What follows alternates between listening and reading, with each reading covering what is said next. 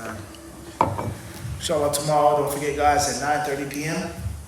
Eastern Time, of course, we'll be discussing the history of fasting.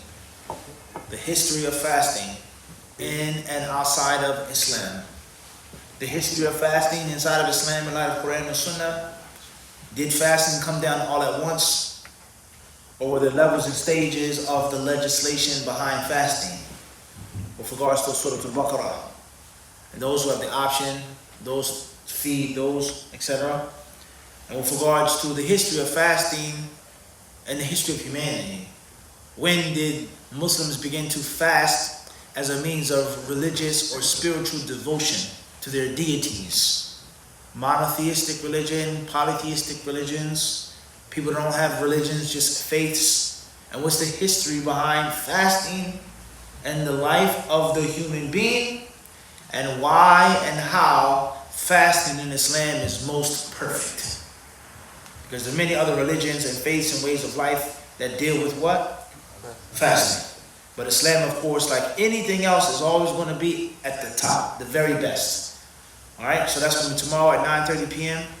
And inshallah ta'ala, you can sign up for that class on HadithDisciple.com, along with the list of all of the different services that we provide for the Muslims. Khair, inshallah ta'ala. Any questions tonight? Ahmed? What is it like being an immigrant? What is it like being an immigrant? Yeah. I don't understand the question. Like when you're in a different school of knowledge, you're in a different country. Like overseas? Like you're basically an immigrant. Well, this is a very important question. I think that pertains to the psycho-spiritual aspect of seeking knowledge. All right? And really seeking knowledge and some of the things that you have to deal with. Of course, traveling in itself, the Prophet says, is a piece of punishment. Period. Traveling is a piece of punishment. The Prophet ﷺ did not specify which type of traveling. Traveling for Hajj, traveling for Jihad, traveling for Hijrah, traveling to visit. He says traveling is a piece of torment. Traveling in itself automatically includes certain hardships and difficulties. So that's number one. Secondly, of course, you can become homesick. You can become physically sick. No doubt. You can become very ill. I know that firsthand. I was very sick in more than one country. Some health ailments and problems that I have to this very day are because of my travels. That's a fact. So that's challenging. And then, of course, you have to deal with other things, change in the climate, change in weather, different society, different language, discrimination, prejudice, racism, tribalism. All of that is a part of it, right? Feeling that the grass is green on the other side. That's definitely something that I think befalls many brothers. I'm away from America. What's going on? What's happening? They feel like they're missing out on something. And you're not missing out on anything. Stay. Relax. And of course, the Prophet ﷺ, he told us that, if I knew now what I knew then. And wisdom and experience has to be gained and earned. It's not for free. And I look back on my life and some of the sacrifices that I made, some of the sacrifices that I felt I should have made even more. And you live and you learn. You live and you learn, okay? Experience is the best teacher. But a problem that I would pass on to brothers is don't rush to leave. Stay there. Do what you need to do. Soak up all of the knowledge that you can, because you're not missing nothing back home, right? So these are some of the different experiences that students of knowledge have to go through. Maybe you're probably eating food. The food isn't good, your living conditions aren't good. You may be challenged with a sick family member, sick relative, your grandmother's about to die, your grandfather's going to die, right? Your baby's being born, whatever the case may be. So you have to realize that you seeking knowledge is something that has to be based off of sacrifice. The more you sacrifice, the more you get. The more knowledge will give itself to you. The less you sacrifice, the less sabr that you have, we all know the result. Wallahu a'lam. Fadal Abir. In terms of if you're a restaurant owner, do you need to make any changes in the hours that you have in the month of Ramadan out of the fear that someone might eat? Being a restaurant owner, you should not feed people in the daytime during Ramadan. The safest thing to do, use precaution. And of course, can you feed non-Muslims meat or the non-Zabiha meat, or can you give a cat pork, مثلا? Can you feed a kafir in Ramadan, مثلا? The answer to those questions, they're found in Masail Usuliyah, issues pertaining to usul. And that is, are the non-Muslims responsible for the halal and haram, or are they only responsible for iman? You understand? So the safest thing to do is to avoid that. However, I will say this. When we talk about on the practical level, not theory, but practical level, there are many Muslims who may need to eat in Ramadan. Women that are pregnant. So she can't cook, or she's tired, or she just doesn't feel like cooking. What does she do for 30 days? This is a serious question now. Elderly Muslims. I got diabetes. I got cancer. I have this. I have that. I can't fast. I broke my leg in a car accident. I'm on heavy medicine. I need food. No one in my household is cooking because of Ramadan, so what am I supposed to do? The local halal restaurant is closed, shut down. That's a problem, right? Young children, they may have to get lunch for school. There are many people that are allowed to break their fast in the month of Ramadan. So if you shut down your business for an entire month because of the average customer and the non-Muslims, etc., that's fine, but you get the point? And under any circumstances, it's haram or disliked for you to give them food. This woman is pregnant, she's breastfeeding, she does not have to fast. This Muslim is 75 years old, he can't fast, he's feeding. It's not makruh. If you're taking care of your grandmother, you can't feed your grandmother in the daytime because she's old and you're fasting? You get the point I'm trying to make? So if you are going to keep your restaurant open, I think you should make those types of clarifications and disclaimers. And like I said, just live it on a practical level, especially if you have a good restaurant that the Muslims in the whole neighborhood buy from. They're women, they're older people, they're younger people, they're sick people, they're traveling brothers. We're traveling to New York City. We're hungry, we're starving. You know, where's the halal food? It's what? Everything's mushkila. That's a problem. Wallahu ta'ala. Father Idris. Question about zakat. So let's just say Ramadan the first, you paid zakat, but before halfway until the following year, you fall below the line of what you would have to pay for zakat. Say it's 4,000, so you fall below. Coming next Ramadan the first, would you have had to pay zakat by then if you crossed that line again? Understood. The zakat, what's important is once it reaches the nisab, the calculation begins, right? The moment that it reaches that minimum, not maximum, but minimum. But in 6 months, half of the year, it falls beneath. By the time the 12 months come, if it's still under the nisab, khalas, you don't even have it. It's due, but it wasn't for 12 months anymore. All right, so it's going to be based off of that for the minimum, and the minimum staying there for 12 months. The reality, or due to the fact that you took from the savings, clearly proves that that money wasn't sitting there. It wasn't extra money that was saving, but it was a part of bills, expenses, versus the money that's sitting there. A wealthy person. I work, I'm not rich, but I have some money that's what? Not being touched. Versus the brother who's working week to week, month to month to make ends meet. Wallahu ta'ala. Fadl akhi. You have to pay zakat if you're like making payments or on a car and Zakat on a car, the general rule is that there's no zakat on personal possessions. A personal possession, the general rule. There's some issues of which the scholars differ, such as a woman's jewelry. But in general, the things that you have of your possessions, there's no zakat due on them. Saving money, or save the money is a different story, but your personal possessions, no. Wallahu a'lam. This is regards to doing dhikr.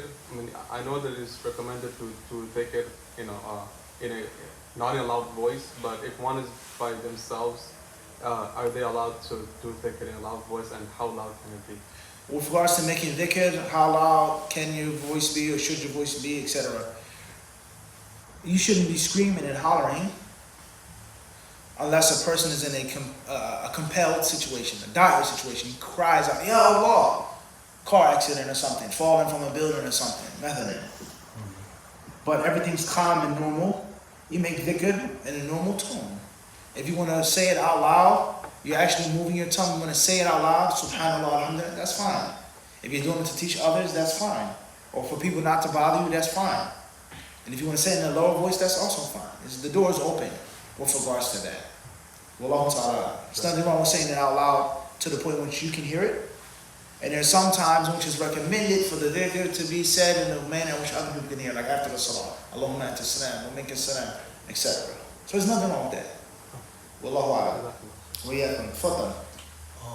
If let's say you intend to start a business and you invested, let's say like $300 in it, and the business, you know, and it never went through, a couple months later, you know, you stopped doing it, do you still have to pay zakat on the investment that you initially made? I'm not sure how any of that works. No, there's no zakat doing that.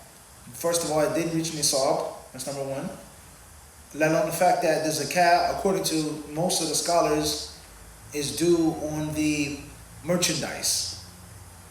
The investment into the business, setting it up, none of that, no, zakat isn't due upon that. But on the merchandise it is. According to that view, yes.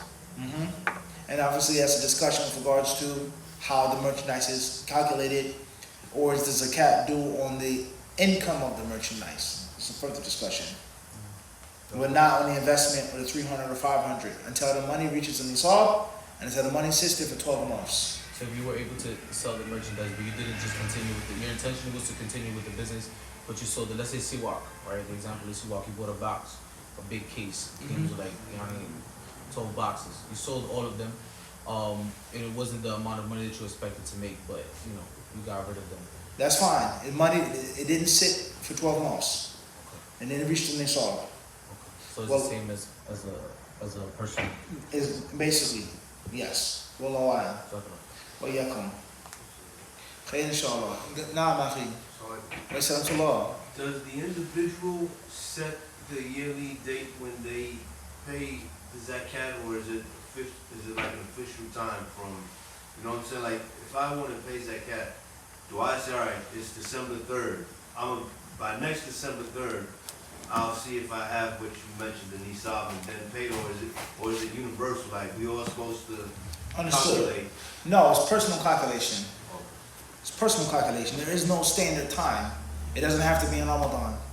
What's important is you just calculate your money that's being saved. And that obviously requires a certain type of awareness from the Muslim. You have money saved, zakat is a put of Islam, so you have to be aware. And of course, you learn the nisab, you learn the minimum, and you just gauge it. Right now, I only got $500 saved up. I'm good. But now to start swelling, you got to be on point and write it down, calculate it. When it reached such and such, it reached such and such $1,000 on this date. Write it down, and you check it. 11, 12, next one, 12. Oh, it's due. Why could that? Or 10 months went by, you had to spend it. Nothing. You understand? So it's going to be based off of you and your knowledge of your personal savings. Sure. You clear on that though? Yeah, I got it. I know Now, that. is that, how we do it as individuals, is that because of us being in a non-Muslim society? In other words, when you were away in other countries that were Muslim, did they go by individual timing, or it was like a state? Or Understood. It depends. Zakat is doing different types of wealth. So let's say, for example, farm, livestock. The Muslim ruler's job is to send the tax collector, the tax collector, tax collector, right? The tax collector. He's supposed to send him out to the farms. How many animals do you have? Let me see them. He counts them up. You got 43 heads. Bang. You got 10 camels. Boom. This is due. You're paying the tax to the state, the zakat tax. All right? As far as other possessions which are unknown, which cannot be seen, which only you and Allah know about, then that's between you and yourself. But public wealth, outward wealth, wealth that's seen, yes, it's the Muslim ruler's job to collect that. But if there's no Muslim ruler, you live in America or overseas, there's no Islamic government, it's a secular government, then it's your job to pay. So no one is collecting my cows and camels, my gold and my silver like they're supposed to. It's my job to make sure every year a baby sheep camel. Every year 2 bulls. Every year this cattle. Clear on that? So some things in the Islamic society, the Sharia society, some things are going to be collected and other things are going to be your responsibility. Wallahu ta'ala alam. Khair inshallah. Nah, nothing. So you know the ruling, the sunnah, when you taking your shoes off, you start with the left foot first. Does it also apply to all the items of clothing, like a shirt or pants? In general, the right side is the blessed side. And the Prophet ﷺ was fond of his right side, and he was fond of using his right side, as Aisha narrated. Brushing his hair, brushing his teeth, taking off his sandals, putting on his sandals, etc. So that's a general rule. That's a general qaida with regards to the right side, and that part of your body, you want it to be the last part that your clothes leave from. That's general. Wallahu a'lam. Shaving the head, wa hakada. Wallahu a'lam. Wa iyyakum. Further shake. Let's say you in Ramadan, right, traveling. You're beginning your fast, you're traveling. When it's time to, or when you start fasting. What is it recommended to do? You begin, I'm sorry, you You begin begin traveling right? when the time of fasting begins. Like Fajr. Right. A little before, a little after. Like after Fajr. After, okay? Right. Alright? So are you recommending to fast and then break the fast, or Understood. Some scholars may hold the view, and they may say that a person is allowed to break their fast before they leave their town. Right now, it's 4:30. Fajr right now comes in 5:25. It's 4:30, or 4, or 5. I plan on leaving New York City at 6:30, no later, Fajr? after the sun is up. Some say that you're allowed to do what? To eat breakfast after Fajr has come in, because you already have the intention on leaving. And of course, the safest view, and what others say, is the rukhsa, the concession, only begins when what? When you leave your Yeah, when you've departed. And of course, that's the safest thing to do. But regardless of the narrations about this, but if you just look at it, a person has a plane ticket. I'm ready to go. Inshallah, unless a lightning bolt comes down, I'm gonna be on that plane. Eating breakfast right now, suhoor all the time. Wallahu ta'ala. No, fuck them. Two questions regarding concession. One of them is, the first one is, do we have to make the intention before the month of Ramadan, to fast, or do we have to make it every night? Clear. Those are 2 chapters in the book. Alhamdulillah. 2 chapters in the book, right? In brief, you're going to make your intention the first night of Ramadan, which is before the first day. And in general, the correct view is that it's valid and sufficient to make one intention for the entire month. So the first night of Taraweeh, the eve of Ramadan, you make your niyyah for the what? The entire month. And you keep that niyyah. You oversleep, you forget, you're dreaming, you didn't realize, you're so tired that the next day fasting, your intention is good. And you don't have to make a specific intention every single night. That's the correct view. Wallahu ta'ala. As far as if you travel, you broke that, or you became sick and you ate, then you renew that. Wallahu a'lam. And that's going to be on the eve of Ramadan. Okay. And then the other question is, regarding the wudu. If you make wudu and then you apply, and you put your sock on, and then you renew your wudu, you wipe over the sock. If there's a wudu broken when you take your sock off. Wudu is not broken with taking the socks off. Period. You can take the socks off, shoes off. It does not break your wudu at all. And if you reapply the sock, can you wipe over the sock again? Reapplying the sock, wiping over the sock is possible. Safest thing to do is to keep the sock on if you plan on wiping over it. But for argument's sake, there's no specific dalil stating that you can't do that.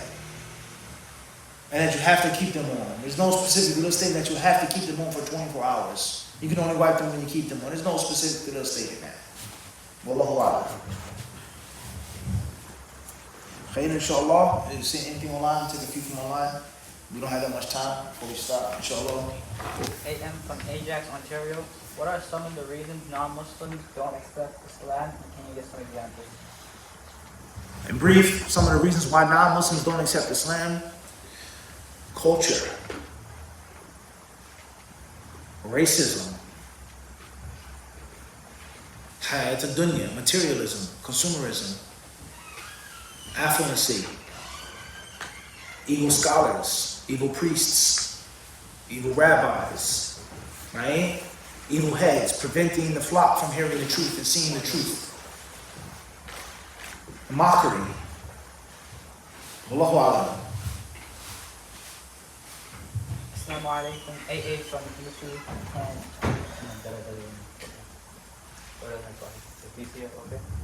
Further. Can you please describe the correct way to perform sajda to sahw according to the authentic sunnah? That's exactly what I was like. Sajda sahu, the safest thing is to make sure that you make 2 sajdas in a jilsa. Of course, that's a given. So when we say sajda to sahu, it's not just 2 sajdas, but it's actual 2 sajdas and a jilsa. Rather, 2 jilsas in reality. Allahu Akbar, 1 sajda. Allahu Akbar, come up, jilsa. Allahu Akbar, a sajda, and then what? You're coming up again and you're sitting briefly before you taslim. Right? So with that being said, the most important thing in sajda to sahu, and the fiqh of sajda to sahu, is making sure, number 1, that you fix the mistake in the prayer. You missed this, you did this, fix the mistake. And then you make the 2. Before the salam, after the salam. Extra, less, doubt, make sure that you fix it and you do the sajda. If you have more knowledge, you have the ability to understand more, then it's going to be based off of the detail. You did something extra, make the sajda after the taslim. You did something less and you remembered and you fixed it, you want to make it before the taslim. If you're doubtful about was it more, was it less, and you did an extra rak'ah, it's going to depend whether you came out of doubt or not, etc. Alright, and there are many hadiths regarding sajda to sahu. And like any other issue among the ulama of Islam, there's going to be things that are extremely clear. And there's going to be consensus. Everyone agrees. And there are things which can go more than one way. And that's why we have different fiqh madhabs. Abu Hanifa understood it like this. Imam Ahmed understood it like that. Wahakada. Wallahu ta'ala. MA from Bronx, New York is wazifa haram. Was? Wazifa?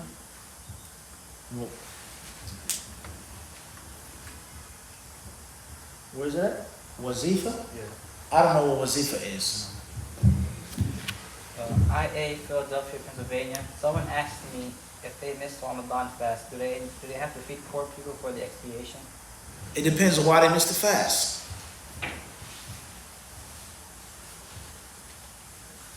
AM's connected in New York. Can I send my book to you and get it signed?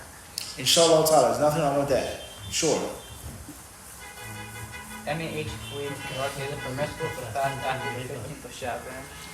It's permissible to fast after the 15th of Sha'ban, yes. It's recommended to fast in the month of Sha'ban. AS, London, UK. Is it halal to work for an advertising company where I have to make ads for loans involving that? We'll stop here tonight. Jazakumullahu khairan. Sallallahu alaihi wa sallam wa barak ala abdihi wa rasulihi nabiyina wa imamina Muhammad. Wa iyyakum.